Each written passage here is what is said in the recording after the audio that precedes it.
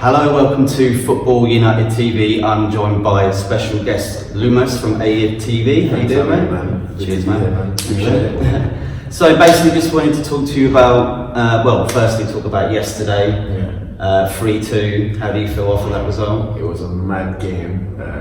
Since a game with two halves. In the first half, at the end of the first half, you're thinking there's no way we're going to come away with anything from this. We felt like we'd be lucky to get a draw. I think the way the team set up was wrong. I'm not a fan of Xhaka starting. I'm not a fan of making Nance playing right back. And apart from that, Saka getting involved was a good look.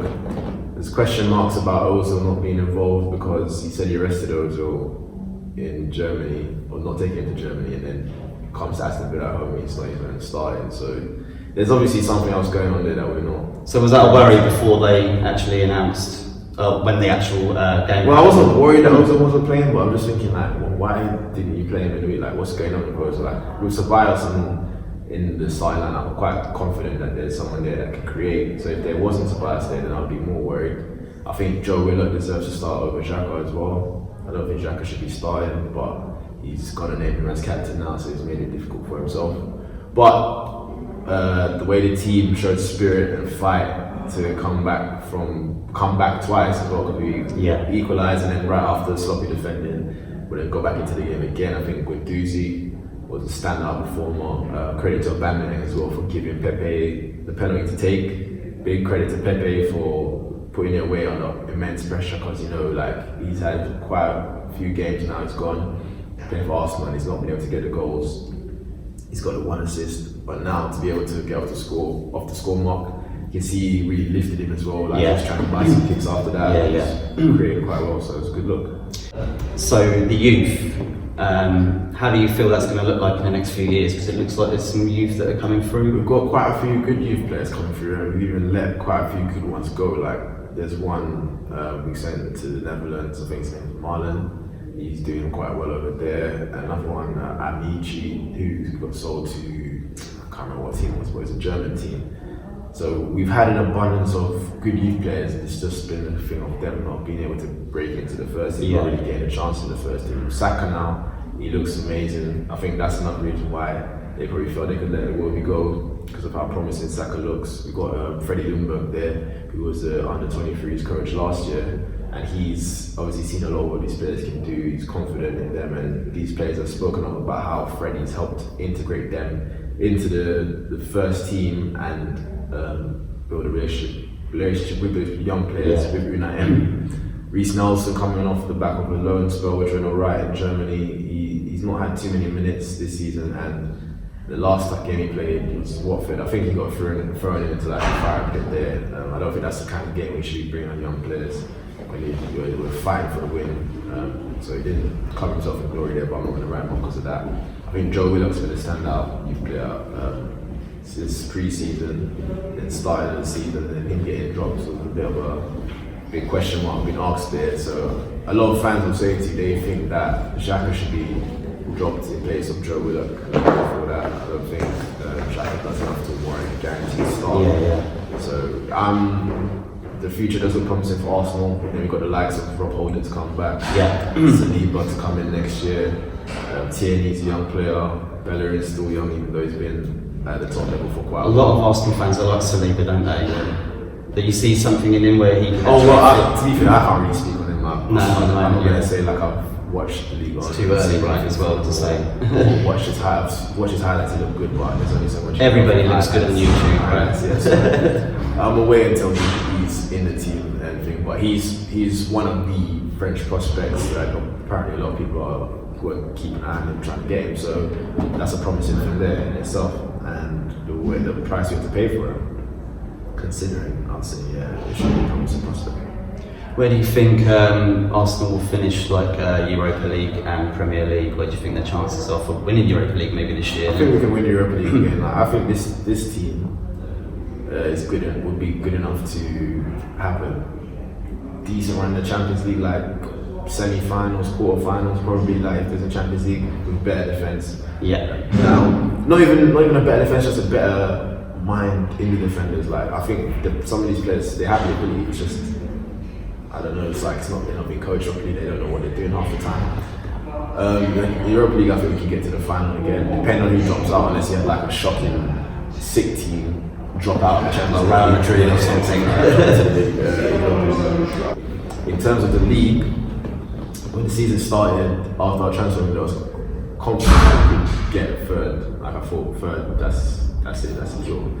And then after a few games of watching Unai Emery's team selection and the way we're still defending and the way we're playing, like we have no plan half the time, I'm a lot less confident, but I still think we can get into the top four. Especially now, seeing as the other teams are still going through shit. Man United still on a downward spiral. Tottenham inconsistent. Chelsea, they haven't really got the squad. So I'm confident we can get to the top four. Yeah. What do you make of the David Luiz buy in Chelsea? Do you think that's helped the defence a little bit, or you think it's just a bit too much? No, I think David Luiz was more for me than just a body to cover.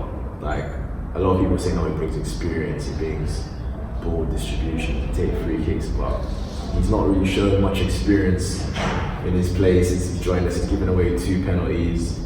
He's been quite a liability, but that's no worse than what we already had.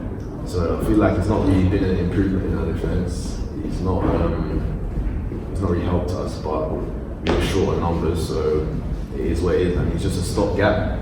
Couldn't get a better stopgap, unfortunately, but he's a stopgap, so I'm not going to read too much into it. But yeah, it is what it is.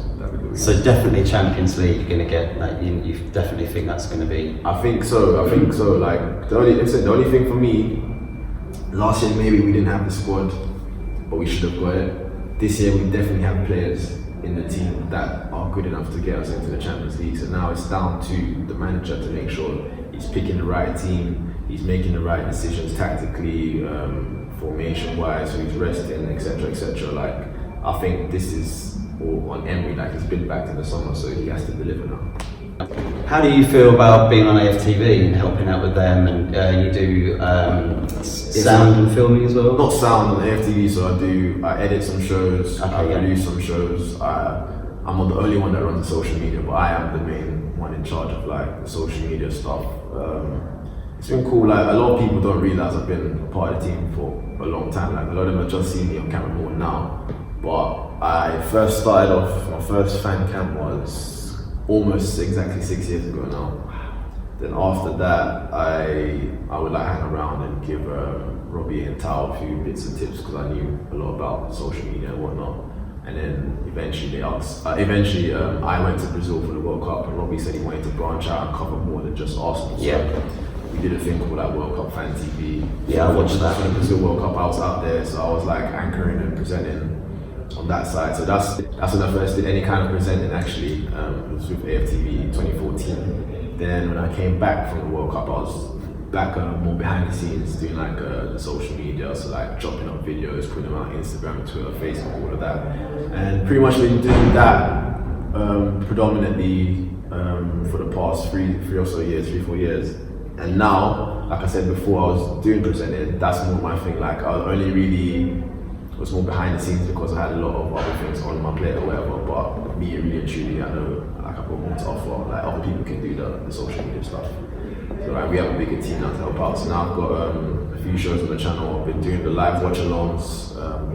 They're good, they're really good. Yeah, that's how we linked up. Yeah. I'm about to bring back Top of Top, which I've done a few times. It's like a best of Aftv show where I get like all the clips of different shows, bits people might have missed, and some bits outtakes or whatever. That's cool. Yeah. There's another show that used to be done by Pippa and Anita called What He's Saying. I'm about to bring that back now. I'm filming that.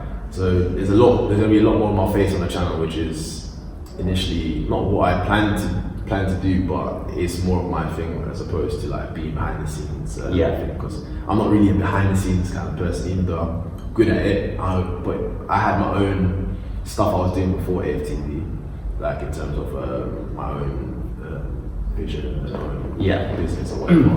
And me coming to Aftv was just as a fan, but I ended up helping them grow. So now I'm trying to step back into what I was doing, more of me on camera doing stuff, and I'm integrating that into the Aftv world. So yeah. Well, thank you very much for coming and talking to us, man. And if you want to shout out like your Twitter or anything. On all socials, it's at Lumos7, so LUMOS7 on everything. Instagram, Twitter, Facebook. Actually, not Facebook. On Facebook, it's Lumos. YouTube, TikTok, everything. Yeah. Brilliant. And Aftv, go and subscribe to them too. Over 1 million. Yeah, make sure you check it out. And subscribe to us too. Thank you very much for tuning in, and goodbye.